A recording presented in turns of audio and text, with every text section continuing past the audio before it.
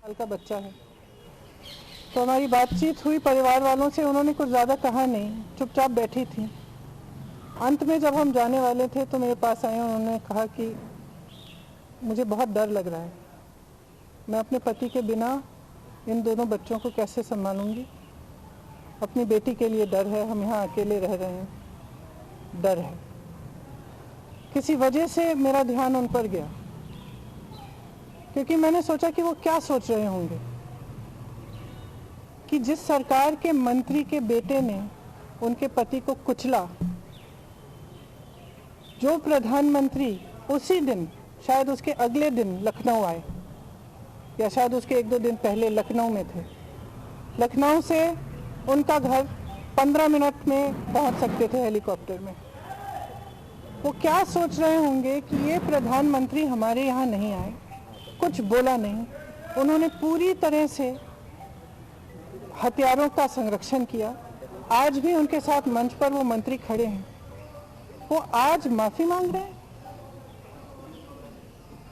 जब 600-700 किसान शहीद हो चुके हैं। क्यों मांग रहे हैं? क्या ये देश समझ नहीं रहा है कि चुनाव आ रहे हैं? उनको लग रहा होगा परिस्थितियां ठीक नहीं है।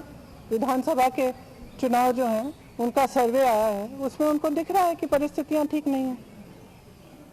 तो अब चुनाव से पहले वो माफी मांगने आ गए हैं। तो देखिए, हमें समझना पड़ेगा, जो सरकार है उसके ही नेताओं ने किसानों को क्या क्या नहीं बोला। आंदोलनजीवी, गुंडे, आतंकवादी, देशद्रोही, ये सब किसने कहा? जब ये सब कह रहे थे तो क्या हुआ? प्रधानमंत्री जी चुप क्यों थे? बल्कि उन्होंने आंदोलनजीवी शब्द बोला। जब किसानों की हत्या हो रही थी, जब किसानों को मारा जा रहा था, जब लाठियां बरसाई जा रही थी, जब उनको गिरफ्तार किया जा रहा था, तो कौन कर रहा था? आपकी ही तो सरकार कर रही थी। आज आप आकर कह रहे हैं कि ये कानून आप रिपील करेंगे, तो हम कैसे भरोसा करें? हम आपकी नियत पे कैसे भरोसा करें? सब स्पष्ट है, सामने है देश के। मुझे खुशी इस बात की है कि ये सरकार समझ गई है कि इस देश में किसान से बड़ा कोई नहीं है। इस देश में अगर एक सरकार किसान को कुचलने की कोशिश करती है और किसान खड़ा हो जाता है, तो उस सरकार को अंत में झुकना ही पड़ेगा। ये सरकार समझ गई है। इस बात पर मुझे खुशी है।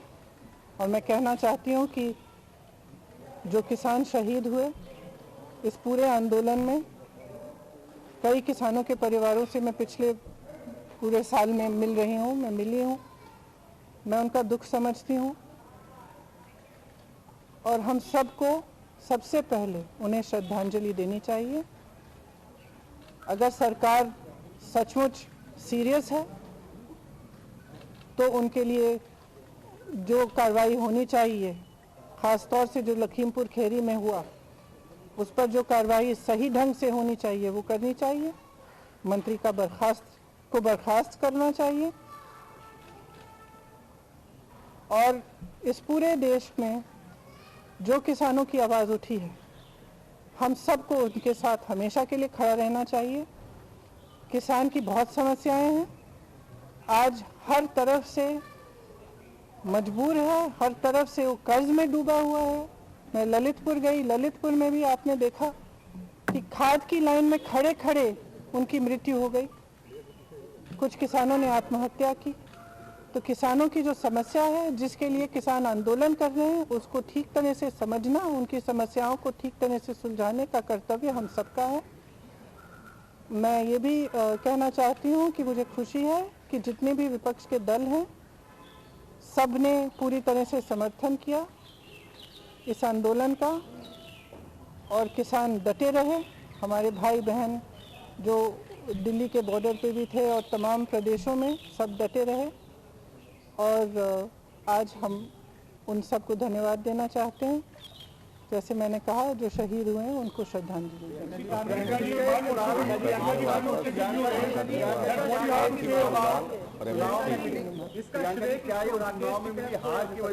एक मिनट में एक एक करके पूछूं। प्रियंका जी, क्या चुनाव में मिली जो हार है उसको देखते हुए ये फैसला लिया गया है कि आने वाले भविष्य में ऐसी हार? ये तो स्पष्ट है, ये बहुत स्पष्ट है। देखिए, जनता में बहुत विवेक है, जनता सब कुछ समझ रही है। और इतना समय क्यों इंतजार किया, इतना समय क्यों इंतजार किया? आप आज तक तो आप कुछ नहीं बोले, एक बार आप बॉर्डर पे नहीं गए, एक बार किसानों से मिलने नहीं गए, एक बार बातचीत नहीं की। जहां हत्याएं हो रही है वहां भी नहीं गए आप, इतना पास आकर नहीं गए। तो आज अचानक क्या हो गया है? स्पष्ट है, चुनाव आ रहा है।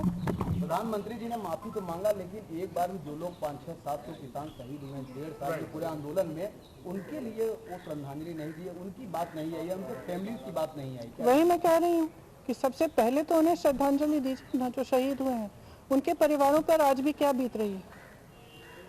उन्होंने अपने पूरे भाषण में एक बात कही कि कृषि कानून किसानों की बेहतरी के लिए थे, लेकिन कुछ किसान ऐसे थे जो उससे नाराज थे। तो फिर भी अभी भी जब वो अपने एक तरह से जो उन्होंने गलत किया है उसको पहचान रहे हैं, इसीलिए वो आज भाषण दिया उन्होंने। लेकिन अभी भी ये एक फर्क बनाना चाहते हैं कि ये किसान जो आंदोलन कर रहे हैं ये अलग हैं और बाकी देश के किसान अलग हैं। ये बात बिल्कुल गलत है। पूरा देश का किसान एक है। आज देश में एक भी किसान नहीं है जो प्रताड़ित नहीं है, एक भी किसान नहीं है जिसकी बड़ी बड़ी समस्याएं नहीं है, जो कर्ज में नहीं डूब रहा हो या किसी और वजह से दिक्कत उसको नहीं आ रही हो। आपने देखा पेट्रोल और डीजल के दाम क्या हैं? डीजल के दाम से सबसे बड़ा प्रभाव किस पर होता है? खाद मिल नहीं रही है, खाद की लाइन में लोग गुजर रहे हैं।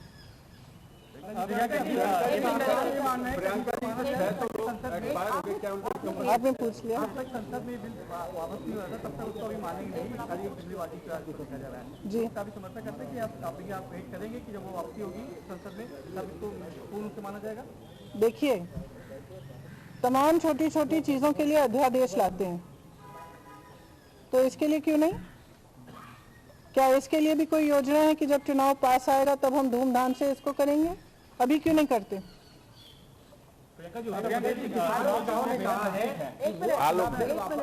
आंदोलन जारी रखेंगे और वो वापस नहीं जाएंगे, तो इसमें क्या कांग्रेस उसका समर्थन करती है? आपको लगता है कि आप किस स्टैंड, आपका स्टैंड क्या है? उनका स्टैंड बिल्कुल सही है, क्योंकि जब इस सरकार की नीयत पर भरोसा नहीं किया जा सकता। इनका रुख रोज बदलता है, तो ये बिल्कुल सही है कि पहले कानून रिपील करें ठीक ढंग से, फिर देखा जाए। Priyanka ji, one question, given that the farm laws have been repealed at the end of the day, they have not been repealed yet. They have not been repealed yet. Yes. Would the opposition in UP have to recalibrate their strategy in any way for the western part of the state? Do you feel that that is something that you and the political entity? I feel that the people of India are extremely wise, and I feel that the people of India are extremely wise. Frankly, there is no one wiser than the farmer. He knows what is good for him, he knows who stands up for him, and he has seen what this government has done, not just with the farm laws, but progressively over the last 7 years to weaken him and to ensure that the agriculture is handed over to certain large industrialists, which will not ensure the safety and security of the farmer. Farmer understands this absolutely well.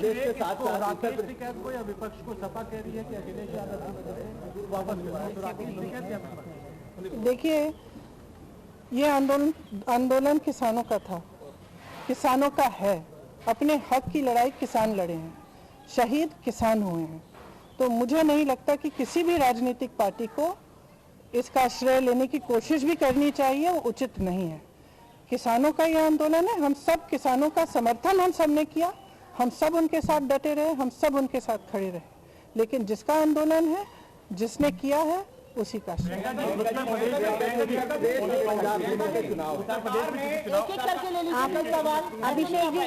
Abhishek ji कई कानून बनाए हैं, कृषि कानून उसमें से आज वापस हुआ है, क्या अन्य कानून जिसका सड़कों पर विरोध हुआ है उसके लिए भी प्रयास होंगे, जैसे CAA, NRC? देखिए, ये जो आज हुआ है पूरी तरह से इसमें किसानों की जीत है और अहंकार की हार है। तो सरकार समझ रही है कि जब देशवासी, जब किसान खड़ा हो जाता है, जब डटा रहता है तो उसी को झुकना पड़ता है। और ये मेरी तो आशा है कि आगे भी जो गलत कार्य ये सरकार करती है, जो गलत कानून लाती है, उनका विरोध होना चाहिए और सबको एकजुट होकर खड़ा होना चाहिए और सरकार को झुकना ही पड़ेगा। मेरे भाई ने शायद पिछले साल ही कहा था, एक बयान दिया था कि अंत में सरकार को झुकना ही पड़ेगा, क्योंकि किसान की जो शक्ति है इस देश में सबसे बड़ी शक्ति है, अन्नदाता है इस देश का। ये देश किसानों ने बनाया है। उत्तर प्रदेश और पंजाब दोनों जगह चुनाव, पंजाब पर क्या असर पड़ेगा, क्योंकि अमरिंदर सिंह वहां पर उन्होंने सबसे पहले स्वागत करने वालों में हैं, एक तरीके से वो बीजेपी के साथ जा रहे हैं। इससे आपको कुछ समझना चाहिए। देखिए, पंजाब की जनता में बहुत विवेक है। पंजाब को किसानों ने बनाया है, किसान सब कुछ समझता है, मुझे समझाने की कोई ज़रूरत नहीं है। वो सब समझते हैं कि क्या हो रहा है, सब देख रहे हैं, पूरा देश देख रहा है कि किस तरह से राजनीति हो रही है।